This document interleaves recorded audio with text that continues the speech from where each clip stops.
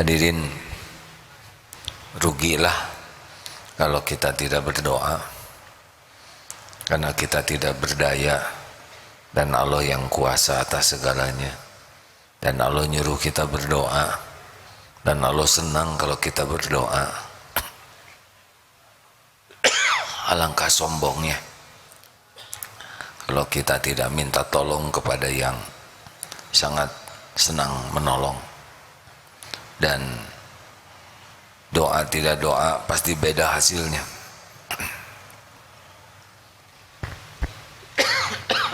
Maaf hadirin. Silakan nomor berapa, Ustaz? 71. Fadol. Bismillahirrahmanirrahim. Kitab Al-Hikam nomor 71. Ma qadaka syai'un mislul wahmi. Tiada sesuatu yang dapat memimpin atau menuntun engkau seperti angan-angan atau bayangan yang kosong. Waham ialah tiap-tiap angan-angan terhadap sesuatu selain daripada Allah, yang berarti angan-angan terhadap sesuatu yang tidak mungkin terjadi. Tiada yang dapat memimpin, menuntun kita kecuali seperti angan-angan. Jadi memang kita pasti punya keinginan. Yang jadi masalah adalah keinginan kita ini mendekatkan kita kepada Allah atau menjauhkan dari Allah. Keinginan kita ini membuat kita semakin tawakal atau semakin tidak bersyukur,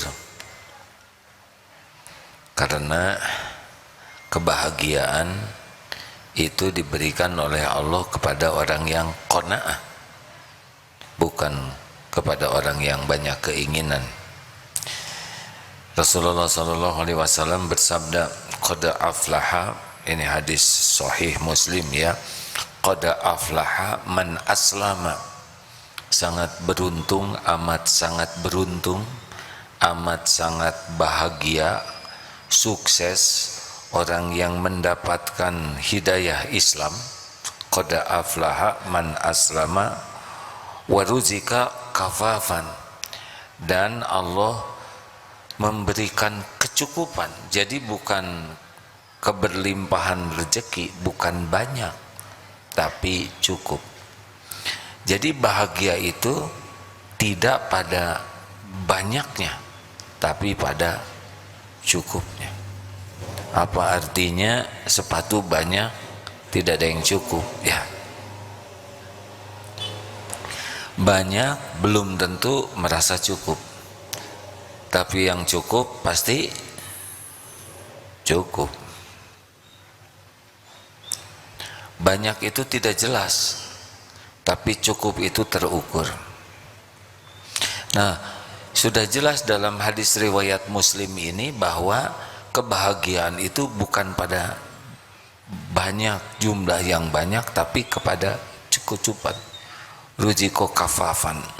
Yang ketiga, Rasulullah mengisyaratkan wa qanna'ahullahu, dan diberikan qanaah, Allah memberikan qanaah kepadanya bima atahu, dengan apa yang Allah berikan kepadanya. Satu, orang itu kalau diberikan Islam udah sangat beruntung. Yang kedua, Allah memberikan rezeki yang cukup, tidak banyak tapi cukup. Karena banyak belum tentu cukup. Kalau keinginannya lebih banyak dari jumlah yang banyak itu tetap tidak cukup. Dan yang ketiga, qanna'ahullahu bima atahu, dan dia diberi Allah hati yang puas, merasa sangat senang dengan apa yang Allah berikan kepadanya. Timbul pertanyaan, oh, orang yang diberikan warujiko kafafan ini adalah orang yang terhormat. Jadi dia tidak mengidam-idamkan apa yang di tangan orang lain, apalagi meminta-minta. Jadi dia dibuat cukup oleh Allah dan tercukupi tidak hanya di hati dan juga pada fisiknya, sehingga dia tidak merendah, tidak meminta-minta, tidak mengharapkan. Karena kalau tangan sudah terbuka begini ke atas, sudah seperti ini, tangan di bawah mengharapkan, itu mau setinggi apapun pangkat jabatan pasti hina, pasti dia rendah dibanding dengan yang memberinya. Berapa banyak yang sudah sangat kaya, termasuk hakim kurang agung yang kemarin ketangkap, itu sudah kaya, tapi ya begitulah, tidak punya jiwa qanaah di hatinya, sehingga tidak merasa cukup terus. Dan ini merupakan salah satu siksaan, karena orang akan diperbudak dengan apa yang diangan-angankannya. Jadi kalau ingin tahu orang yang diberikan bahagia oleh Allah itu bukan yang banyak uang, tapi yang dia diberikan cukup batinnya tuh, puas dengan pemberian Allah. Dan dia tidak, misalkan dia punya handphone, dia tidak pusing dengan handphone kiri kanannya, walaupun handphonenya jadul, dia puas. Dia tidak sibuk dengan ini keren, itu tidak. Dia tidak sibuk dengan merek, karena dia perlunya segitu dan dia sudah puas. Dulu pernah ada takdir ke Korea, handphone belum seperti sekarang. Diajak ke sebuah pabrik handphone. Nah, diskusi dengan seorang engineer-nya di sana, karena handphonenya itu tidak ada kameranya. Ketika ditanya, kenapa saudara di pabrik handphone pilih handphone tidak punya kamera? Jawabannya sederhana, karena saya pakai handphone untuk saya dengar. Kamera waktu itu masih belum bagus, kamera handphone. Jadi kalau orang sudah sesuai keperluan saja sudah enak. Hati-hati hadirin sekalian, gaji dinaikkan berapapun, kalau tidak punya jiwa qanaah, pasti tidak bahagia, karena nanti dia akan ingin lagi. Sekarang nyicil motor bekas, naik gaji ingin motor baru, naik lagi gaji ingin ganti model baru, terus begitu. Padahal keperluan dia bukan merek motor, bukan cc motor, keperluannya terbatas. Makanya ciri orang yang bekal qanaah tuh sangat bisa membedakan antara perlu dan ingin.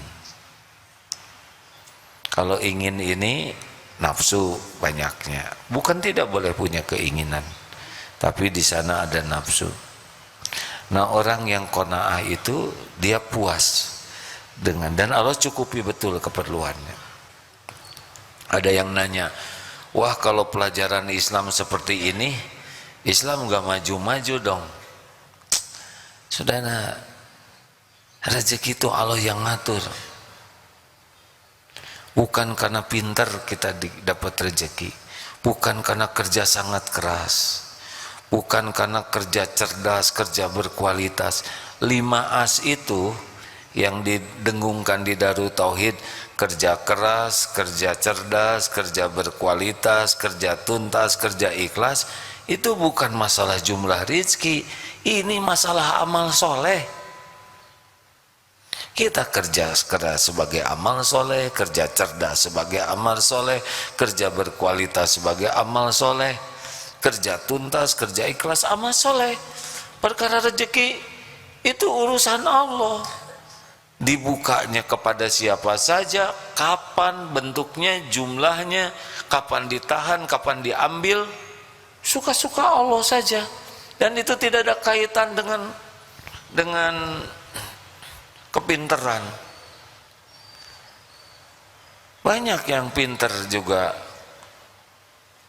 ya begitulah ya. Itu ada kemarin dokter jadi Ya begitulah, saya tidak mau bicara profesi karena bukan berarti jelek ya profesinya, tapi kata orang ini tidak sebanding dengan gelar doktornya. Berapa banyak itu yang leha-leha juga banyak rezekinya karena bapaknya kaya dan meninggal mendadak ya. Sudahlah, tidak usah riweuh, mendingan syukuri yang ada. Kalau kita diberikan punya keinginan boleh, ingin punya rumah boleh tidak? Boleh. Tapi yang memberi rumah itu adalah Allah. Tapi harga-harga sekarang naik. Kalau Allah mau ngasih, Pak, mau harga berapapun pasti terjadi. Kalau Allah tidak mau ngasih, Pak, walaupun kita punya, nggak kebeli aja. Jadi tidak usah panik dengan BBM naik. Pertama, dari dulu gua naik, masih hidup ya, mau hidup. Yang kedua, rezeki dari Allah itu tidak tergantung BBM naik atau tidak. Di Inggris, negara yang begitu makmur, sekarang tingkat kesulitannya kalau dibaca tuh ya, sangat tidak terbayangkan. Di negara maju sampai mau cari makan saja sulit. Anak-anak di sekolah sampai ngemut permen karena malu, mistingnya itu kosong. Ya, tidak ada yang aneh, sesuka Allah saja, dibuka, ditahan, diambil. Dan bagi kita sama saja semua itu ladang amal. Silakan yang pengen punya rumah, tuh di sana tuh ada rumah-rumah yang bagus di Cipaganti. Saudara tahu bayar listriknya berapa?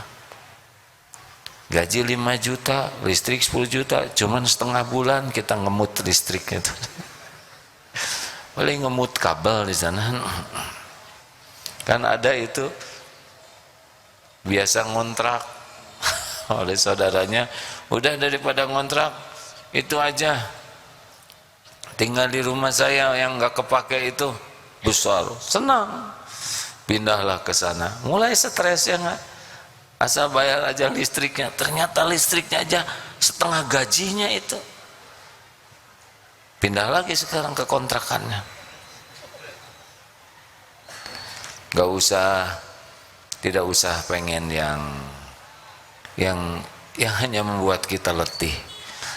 Ada pelatihan cepat kaya, pelatihan apa tuh, bagaimana? Ya terserahlah, yang mau ikut boleh. Tapi saya lihat santri ikut pelatihan gitu aja, nggak cepet juga ya. Yang agak cepet kayaknya tuh yang ngadakan pelatihannya aja. Itu mah Allah hadirin, bulat hati kita tuh. Ar-Razzaq, Allah yang membuka, yang menahan, melapangkan, menyempitkan, ngambil, Allah. Pada waktunya ada, bekal ada. Pada waktunya sempit, bekal sempit. Pada waktunya diambil, bekal nggak ada. Gak apa-apa, bagi kita semuanya adalah ladang amal. Diberi kita syukur, ditahan kita sabar, diambil kita ridho, nggak ada ruginya. Nanti gimana? Nanti ada lagi hadirin. Maaf ya, jangan tersinggung. Ini kan wajah yang kurang jelas rezekinya, ya kan? Kalau ngandelin gaji, dari dulu sudah wafat ini ya. Berapa banyak yang tidak punya gaji sama sekali, tidak jelas itu mau makan apa besok, tidak jelas, dan tetap hidup. Maaf, semoga Kang Dud dan Isoh tidak kecil hati. Teh Isoh 46 tahun berbaring, Ndud berbaring 42 tahun. Maaf kalau kurang akurat, gak bisa kemana-mana, tetap saja rezekinya yang datang. Betul?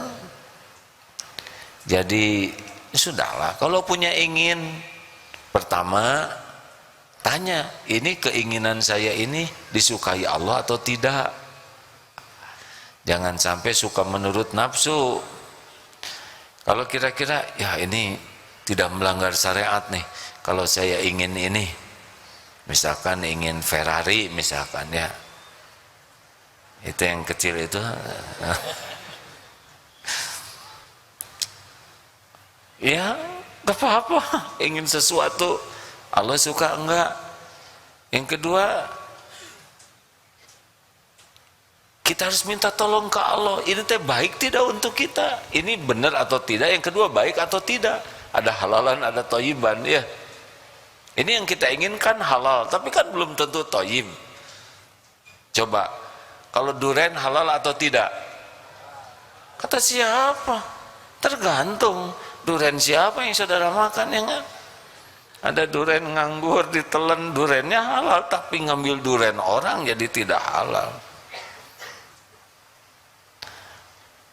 Makanya kalau punya keinginan sesudah ini tidak melanggar syariat nih keinginan saya, kemudian mulailah musyawarah dengan yang ahlinya. Karena kalau sudah ingin itu kecenderungannya harus terjadi. Harus bisa dua hal, satu musyawarah dan yang kedua istiqoroh. Dan harus sangat siap, jadi tidak jadi itu gak ada masalah. Tidak penting keinginan kita itu terjadi, yang penting adalah dipilihkan oleh Allah yang terbaik. Jangan suka ngotot ya kalau dunia, karena yang kita inginkan belum tentu yang terbaik. Yang paling pedih tahu tidak, yang sangat menginginkan, yang memang di lauh mahfud gak ada catatannya, itu udah pasti paling apes itu. Bagaimana supaya tidak? Ya minta tolong ke Allah. Kalau nggak ada ya nggak usah ingin. Misalkan ini santri naksir, santri akhwat, padahal tidak ada catatannya jodoh di sana, udah apes aja itu. Ternyata jodoh teman, ya aduh lebih ngeri lagi. Sudah mending istiqoroh, ya Rob, ini gejala apa ini? Kenapa kalau bukan jodoh pakai cinta?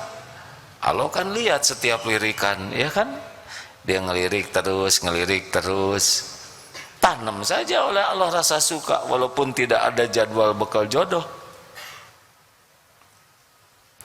Kan tidak ada satupun lirikan yang luput dari pengetahuan Allah.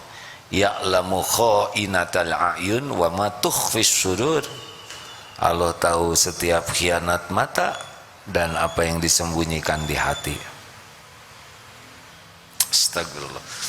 Memang yang lebih berat lagi adalah yang diberi kemampuan bisa beli apa aja karena uangnya ada. Aduh, ini bisa tidak ada ujungnya tuh keinginannya tuh. Baru beli, ini kurang cocok warnanya. Itu ada yang warna, bisa beli lagi tuh. Padahal nambah barang, nambah urusan, karena pasti harus diurus. Nambah biaya, nambah pikiran, nambah kotor hati, dan yang terberat adalah nambah hisabnya. Sambil bicara begini, sambil mikir barang-barang yang ada ini, astagfirullahaladzim. Jadi sambil ceramah tidak ada menerawang ini, sepeda ada berapa ya? Astagfirullah. Apa kita bagikan saja gitu?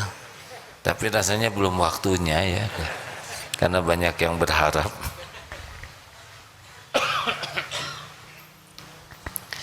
Nah,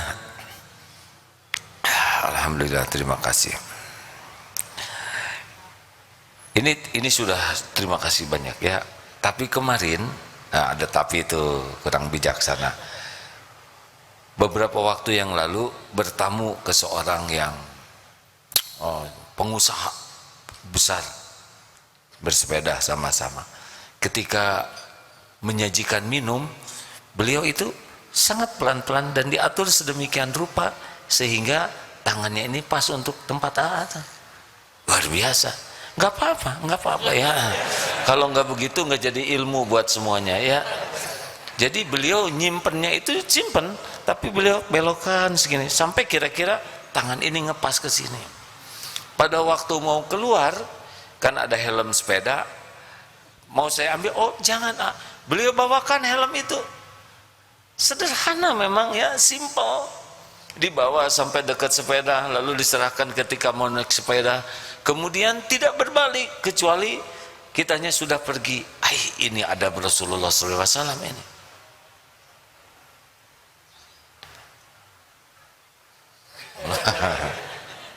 Alhamdulillah, terima kasih. Beliau sebetulnya sudah tahu, tapi sengaja digini supaya jadi ilmu buat semua ya. 1001 alasan berbaik sangka ya. Lanjut. Jadi di Darut Tauhid ini bisa bahagia, bisa menderita. Kalau dia sibuk tidak nerima yang ada, sibuk membanding-banding dengan rezeki yang lain, nanya-nanya gaji temennya, kamu gaji berapa? Ini ciri-ciri bakal apes nih ya. Kamu gaji berapa? Itu tidak nambah gaji dia, tapi nambah penderitaan dia. Rezeki dari Allah itu tidak harus lewat gaji semuanya, tidak harus terhitung oleh kita, tidak harus terpikir juga oleh kita. Tenang saja, yakin saja, Allah Ar-Razzaq, satu-satunya pemilik pembagi rezeki. Kita fokus saja jadi amal soleh, bekerja dengan niat lillahi ta'ala, lakukan yang terbaik, doa yang maksimal, selebihnya bereslah. Ini saya nggak punya tabungan, padahal nanti ada pada waktunya. Ada yang tidak bisa lihat, teman di BSD, istrinya juga tidak bisa lihat, pandangannya sangat terjaga, punya anak 2. Suatu saat dikirim makanan 2 paket waktu musim Covid. Apa yang beliau lakukan? Boleh enggak paket ini untuk teman saya? Malah yang dipikirkan temannya. Bagaimana Bapak, nanti ini cukupnya cuma 2 minggu paket ini? Enggak apa-apa, insya Allah nanti juga ada lagi rezekinya. Tidak ada yang mau dipijat karena waktu Covid kemarin enggak bisa pakai remote ya, pijatannya enggak kerasa. Qadarullah, ada jalan jualan kerupuk. Orang lihat, aduh ini yang nggak bisa lihat tunanetra jualan kerupuk, belinya tuh nggak satu-satu, dihitung-hitung lebih banyak dari hasil mijet. Tidak pernah terbayang dagang kerupuk yang tidak pernah dilihat kerupuk itu seperti apa. Kemarin jumpa lagi, gimana Pak Agung jualannya? Alhamdulillah, sekarang yang jualan kerupuk banyak sekali, yang awas juga pada jualan sekarang. Bahkan nawarin ke saya mau jualan kerupuk, padahal saya lagi jualan kerupuk. Bagaimana perasaan Pak Agung dengan ada orang-orang yang banyak jualan? Oh, tidak apa-apa, itu kan Allah yang ngebagikan rezeki. Mereka mungkin sedang terbatas rezeki dari pekerjaan lain, tidak ada beratnya tuh. Beliau yang ngasih rezeki Allah, yang dagang yang lain juga rezekinya dari Allah. Tapi berkurang tidak ini yang ya memang sekarang cuma 4-5 bungkus sehari dibanding dulu, tapi sekarang banyak yang dipijet gitu. Karena kalau mijet kerupuk kan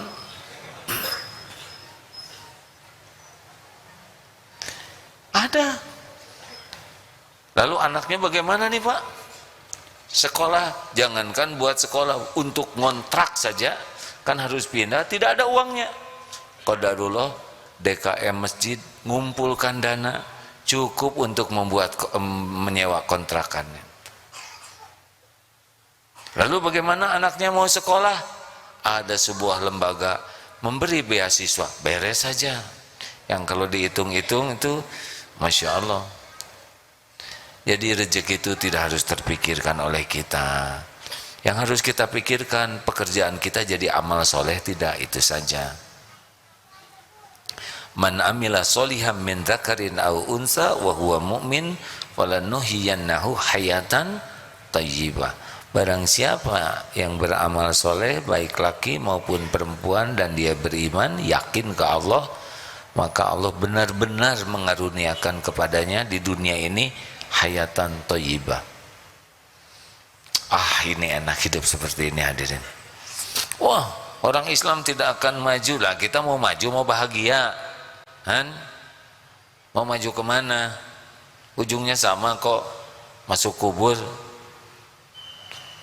Tuh, dengar sebuah ceramah di Dubai, ada orang yang sangat kaya, mobil dengan segala macam merek yang kalau ditumpangnya cuma satu saja ya. Dan nggak mungkin 5 terus dia tiarap di atas, nggak enak pakai begitu. Pesawat jet pribadi, rumah bagai istana. Lalu foto yang satunya lagi adalah kuburannya.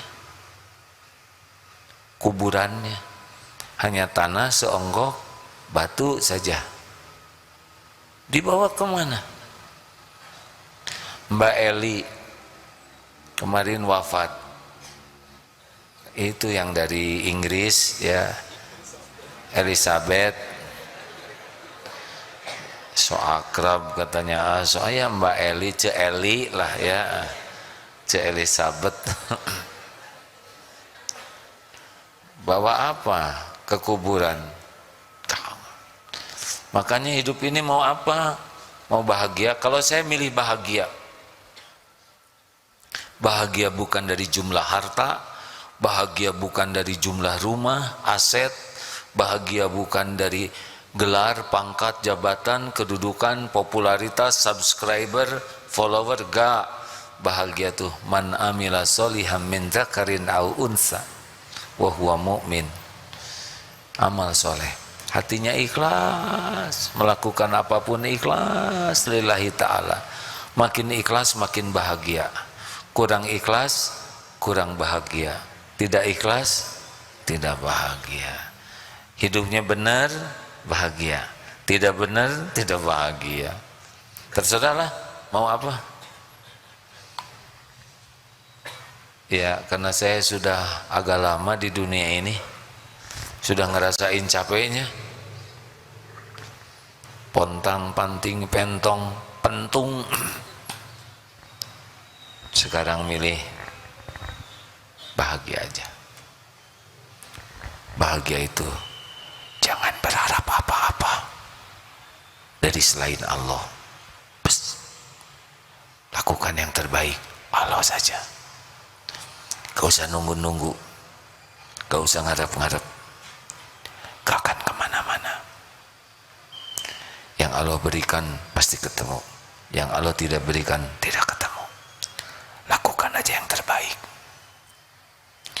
Gak usah pusing apa yang akan datang ke kita, gak akan kemana-mana, gak ketukar, gak meleset, gak bisa dihalangin.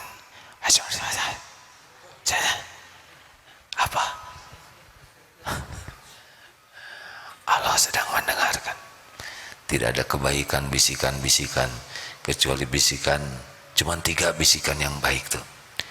Bisikan ngajak orang bersedekah, bisikan amar ma'ruf nahi mungkar, dan bisikan untuk membawa kedamaian. Makanya saya bisik-bisik. Ya, sudah segitu aja. Ada pertanyaan? Gak usah banyak keinginan, gak ada yang ngasih. Mending banyak berbuat saja yang terbaik. Silakan, ada yang mau menambahkan Ustaz? Quran surah Ar-Ra'd surah ke-13 ayat ke-26. A'udzu billahi minasy syaithanir rajim.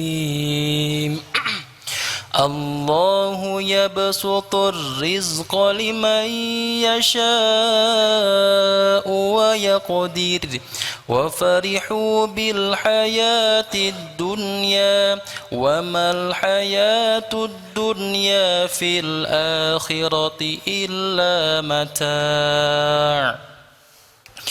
Allah melapangkan rezeki bagi siapa yang Dia kehendaki dan menyempitkan bagi siapa yang Dia kehendakinya. Maka bergembira dengan kehidupan dunia, padahal kehidupan dunia dibandingkan akhirat hanyalah kesenangan yang sedikit. Nah, yang paling gampang mah syukuri yang ada. Nanti kok akan ada. Walaupun kita tidak ingin, kalau perlu kan Allah udah tahu keperluan kita. Nanti akan diadakan oleh Allah, percayalah. Asal kita ridho, kita lakukan yang terbaik, kita bersyukur, nanti pada waktu kita perlu akan ada. Percayalah hadirin, Allah sudah tahu keperluan kita, lebih tahu dari kita sendiri. Selama ini saja dicukupi, cuman karena kita jarang menafakuri apa yang Allah beri ke kita, itu yang membuat kita curiga terus. Sibuk dengan memikirkan cemas yang belum ada. Sibuk dong dengan apa yang sudah diberikan oleh Allah. Jangan sibuk dengan yang belum ada. Gak bisa yakin ke Allah kecuali bisa menafakuri. Ya begitu. Ada pertanyaan silakan. Kalau tidak ada cukup, alhamdulillah. Mau apa Pak? Menanya, alhamdulillah. Sebentar, pakai mikrofon ya.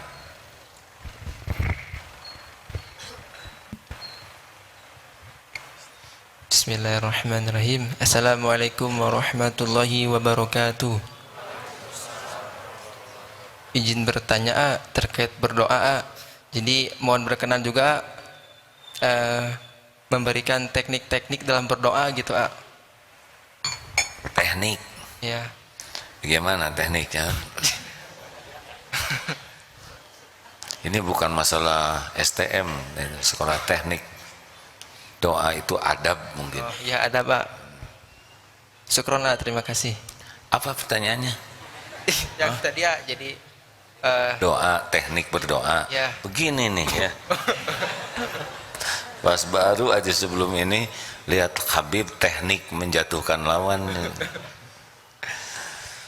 Jadi doa itu adalah yang paling pertama dan utama, tidak boleh lalai hatinya. Karena Allah itu tidak mengabulkan orang yang hatinya ghafilin, lalai. Itu syaratnya. Yang pertama, berarti harus yakin. Ana indadzanni abdi bi, aku sesuai prasangka hambaku. Karena yang dilihat Allah tuh sebelum mulut, sebelum tangan, hati dulu. Innallaha la yanzuru ila suwarikum wa amwalikum walakin yanzuru ila qulubikum wa amalikum. Banyak yang doa astagfirullahaladzim, ampuni ya Allah, amin amin amin, amin ya Allah, amin amin. Aku pakai aan begitu. Husnuzon kepada Allah. Dan yang sangat penting lagi adalah positioning hati kita nih. Yang terpenting dari sebuah doa, kita tuh harus merasa kita tuh hamba. Hamba itu kita tidak punya apa-apa. Allah yang punya segala-gala. Satu tuh. Dua, hamba itu tidak ada daya, tidak ada kekuatan. Allah yang maha kuasa. Tiga, kita tidak tahu apa-apa. Allah yang maha tahu segalanya. Empat, kita berlumur dosa, hina, dina. Allah yang maha suci dan yang maha kuasa mengampuni kita. Harus ngaku dulu tuh positioning hamba. Jangan, ya Allah gimana ya, udah waktunya ditolong nih saya, udah jadi selevel itu. Ya Rob, teman-teman saya udah pada nikah, masa saya belum, jangan gitu ah. Itu kan jadi selevel hadirin. Atau seperti yang gimana, gak boleh, habis kita tuh di bawah. Kita harus merasa posisi kita tuh bagai telur di ujung tanduk, kerbaunya Kaligata. Jadi benar-benar tidak ada lagi yang bisa nolong selain Allah. Benar-benar itu hati itu harus yakin kepada Allah, yakin kepada janji jaminan Allah dan posisi kita sebagai hamba. Adab-adab lainnya ada tuh di buku doa, bacalah browsing gampang sekarang ya. Yang agak jarang itu adalah amalan hatinya, menghadap kiblat dalam keadaan wudu, karena doa itu kan ad-du'aul huwal ibadah, itu yang sahih. Ada lagi hadis ad-du'a'u mukhul ibadah, itu dianggap doif, tetapi karena banyak yang senada, jadi memang doa itu saripatinya ibadah. Doa itu ada dua jenis, ada doa dalam bentuk memuji Allah, itu doa juga, karena afdhalu doa alhamdulillah, doa yang paling afdol itu alhamdulillah. Dan ada yang doa dalam bentuk permintaan. Jadi kalau kita memuji-muji Allah itu bagian dari penting dari doa. Makanya adabnya pertama kalau doa itu puji Allah dengan asmaul husna, ismul azam. Kemudian solawat. Solawat itu ada 3 tempatnya, ada yang di awal saja, ada yang di awal dan di akhir, tapi ada yang di awal, di tengah, di akhir juga bersolawat. Karena solawat itu yang mengangkat doa kita. Kalau nggak pakai solawat nggak ngangkat. Kemudian ya memuji Allah, minta ampun dulu, karena ini penting gerbangnya. Kita lihat coba bagaimana doa Nabi Yunus ya, yang melepaskan dari kesulitan. La ilaha illa anta, tauhid dulu. Tiada ilah yang berhak disembah selain Engkau ya Allah. Padahal beliau sulit sekali itu. Gelapnya malam, dimasukkan ke gelapnya lautan, dimakan oleh ikan, ada dalam perut ikan, gelap, 3 kegelapan. Yang kedua, subhanaka, husnuzon ke Allah, maha suci Engkau, tidak ada yang salah dari perbuatan Allah. Walaupun kenyataannya beliau ditelan ikan, nggak ada suudzon sama sekali. Ini pasti tindakan Allah yang benar. Baru yang ketiga, inni kuntu minaz zalimin, saya ini manusia zalim. Allah maha suci, kita zalim. Gitu. Nabi Adam coba, apa nyalahin setan? Ya Allah, Engkau tahu kan kami begini gara-gara ditipu setan, hancurkan setan. Enggak. Ini lagi Hawa pakai ikut-ikutan pengen. Enggak. Rabbana zolamna, ngaku zolim. Banyak sedekah kalau ingin diijabah. Kenapa? Karena nanti doa yang disedekahin itu ngebantu sekali. Dan sedekah tuh agak nendang lah gitu ya. Kalau sedekah 2.000, misalkan ada peminta-minta atau siapa tuh yang nyapu di jalan, "Ang 2.000, tadi 50.000, mana dengan 2.000?" Jadi tekor doanya, jelebet aja yang kita tuh, aduh, ya Allah. Nah, ketika menengadahkan tangan, boleh jadi itu ditolong. Ya, ibu-ibu ada pertanyaan? Ini ada tamu dari mana? Tidak ada? Nggak ada? Alhamdulillah. Terima kasih. Tidak ada lagi pertanyaan? Silakan.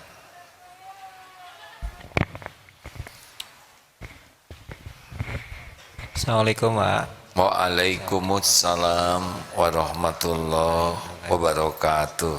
Punten, saya mau tanya, gimana sikap kita menyikapi mertua yang menyuruh kita untuk bercerai, padahal si anaknya, si istri saya ini tidak mau gitu. Dikarenakan karena penghasilan dari saya lebih rendah dari istri saya gitu, maksudnya istri saya lebih tinggi. Jadi begini saya bantu ya. Ada sebuah keluarga,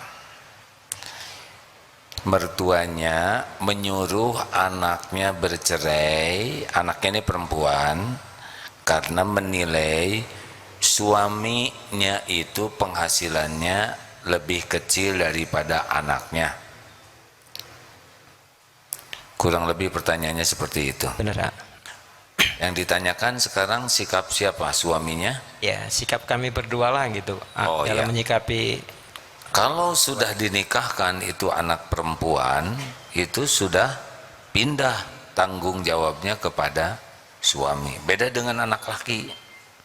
Kalau anak laki, misalkan itu orang tua saya ikut sama saya nebeng di rumah saya, durhaka, karena harta anak harta orang tua juga. Kalau anak laki itu ngikut terus. Kalau anak perempuan ketika ijab kabul sudah menjadi tanggung jawab anaknya. Bukan tidak nurut ke orang tua, tapi harus nurut ke suami. Jadi kalau suaminya nggak mau pisah, nggak usah pisah. Apakah ini durhaka? Tidak, ya, karena suruhannya tidak baik. Apalagi kalau alasannya hanya masalah gaji. Itu mah nggak boleh jadi alat ukur. Nah, jangan pisah, tapi tetap bersikap baik. Dan keinginan seperti ini tidak akan selamanya begitu. Makanya tobat, banyak minta ampun, evaluasi diri, perbaiki diri. Tidak akan selamanya, nanti dibulak-balik oleh Allah. Ya, siapa tahu nanti mertua ini yang ngasih tambahan gaji, ya itu ngarang ya. Ya, jadi kalau ada masalah tuh tidak akan seakan-akan kalau udah begini, begitu selamanya. Oh enggak, Allah tuh ngebulak-balik. Makanya ada perbuatan orang yang tidak baik tuh kita hanya boleh tidak suka kepada perbuatannya, kepada orangnya tetap harus sayang, karena besok lusa bisa berubah itu. Ya kita juga kan begitu, ya nggak nyangka kita begini, ya kan? Halo? Maksudnya saya nggak nyangka gitu. Dah, banyak tobat, banyak minta ampun ke Allah, banyak minta tolong. Akhwat, jangan mau dinikahin hanya karena orang itu punya mobil, ya. Karena mobil itu pinjaman. Kalau milih calon suami hanya karena duniawi, sekejap duniawi itu bisa hilang. Pilihlah karena akhlaknya, ketakwaannya. Nanti Allah yang nyukupin. Jangan terpesona kepada mobil bagus. Mobil bagus itu cuman kaleng, besi, paku, karet, gak ada apa-apanya. Emang bagus sih, cuman tidak jamin bahagia. Coba suaminya bawa mobil bagus, kecodet dikit bisa ditempeleng itu istri, ya, karena dia lebih mencintai mobilnya. Dah, bonus terakhir supaya jadi ganjil 3. Ada pertanyaan? Ya, silakan Dek. Salam, tenang ya. Assalamualaikum warahmatullahi wabarakatuh. Perkenalkan, nama saya Amirul Mukminin, asal dari Bekasi. Alhamdulillah. Pertanyaan saya, Guru Agim, Afwan, yang pertama, bagaimana cara untuk bisa bersih hati, jasad dan ruhnya? Syukran. Supaya bersih hati, jasad dan roh. Oh, serem ini. Saya tidak tahu ngebersihkan roh halus seperti itu. Ini teh udah pengajian bertahun-tahun deh, pengennya ngebersihin hati. Jadi jawabannya bersihkan aja lah oleh ade ya. Bersih hati yang paling dekat itu adalah la yazalul lisanu karotban min zikrillah. Jangan pernah berhenti lisannya dari nyebut nama Allah dengan ikhlas, ya. Karena bagaimana dalilnya? tidaklah yastaqimu imanan abdin, tidaklah istiqomah iman seorang hamba hatta yastaqima qalbuhu, wala yastaqimu qalbuhu hatta yastaqima lisanuhu. Tidaklah istiqomah iman seseorang kecuali dia dengan hati yang istiqomah. Jadi ini hatinya istiqomah, nanti keyakinannya akan istiqomah. Dan tidaklah hatinya istiqomah kecuali lisannya istiqomah. Makanya sulit orang memiliki istiqomah kalau tidak istiqomah jaga lisan. Dek, kurangin bicara, zikir yang banyak. Mumpung pakai masker begitu aman. Udah itu aja. Siap, nguragin, syukran. Terima kasih banyak. Ini santri apa ini? KPI. Kan? STI. Itu warna apa warnanya? Itu apa sih warnanya? Hah? Ungu. Saudara maaf kalau saya nanya bukan main-main, saya nggak ngerti sebagian warna ya. Tapi saya lihat ini warnanya apa, Dek? Hitam. Rambutnya deng saya lihat. Tapi tahu saya juga merah, hijau, pokoknya tahu hijau dari mana bergerak ya. Oh, pasti hijau nih. Tahu yang begitu, hanya sebagian warna kurang mengerti ya. Ya, disleksia. Diberi karunia Allah disleksia ya. Ada beberapa hal. Kalau ada yang disleksia tidak tahu kiri kanan, bayangin kan lupa nggak tahu kiri kanan. Ada yang tidak nulis, saya termasuk yang tidak menulis, jadi tulisannya jelek, tidak bisa banyak, begitulah. Ya nggak apa-apa, sesuka Allah saja yang menciptakan. Ya, 10% di dunia ini disleksia, ada yang ringan, ada yang sedang, ada yang berat. Contoh yang disleksia itu Thomas Alva Edison, kemudian Muhammad Ali. Saya cari yang keren-kerennya dunia ya nggak, Lee Kuan Yew ya. Jadi penjahat-penjahat sejati juga itu ada yang disleksia. Katanya yang disleksia ini mikirnya agak beda syariatnya lah dengan yang lain, karena dia memiliki beberapa kendala menyelesaikan masalah. Jadi dia berpikir menyelesaikan masalahnya tidak dengan cara yang umum, katanya begitu. Tapi semuanya ada dalam ilmu Allah. Yang baik cuman yang takwa saja. Terima kasih Bapak Ibu yang budiman. Allahumma shalli ala sayyidina Muhammad wa ala alihi. Alhamdulillahirabbil alamin ya Allah. Allahumma inna nas'aluka bi annaka lakal hamd la ilaha illa anta wahdaka la syarika lak ya Hannan ya Mannan badi'us samawati wal ard dzul jalali wal ikram ya arhamar rahimin irhamna. Doa yang maha menatap, berkahilah ya Allah. Umur yang tersisa ini ampuni kami ya Allah. Ampuni kami lebih banyak melupakanmu daripada mengingatmu. Ampuni duniawi ini sangat memenuhi pikiran dan hati kami, sehingga sedikit sekali kami mengingatmu. Ampuni ya Allah, dunia ini masih tampak mempesona sehingga kami sering terpedaya. Ya Allah, tampakkan dunia ini sebagaimana Engkau tampakkan kepada Rasulullah dan para kekasih-Mu. Jangan biarkan dunia ini tampak indah ya Allah.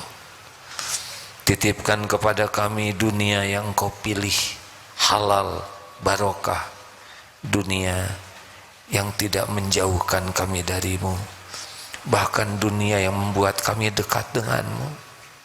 Titipkan kepada kami dunia yang membuat hidup kami bermanfaat bagi sebanyak-banyaknya makhlukmu.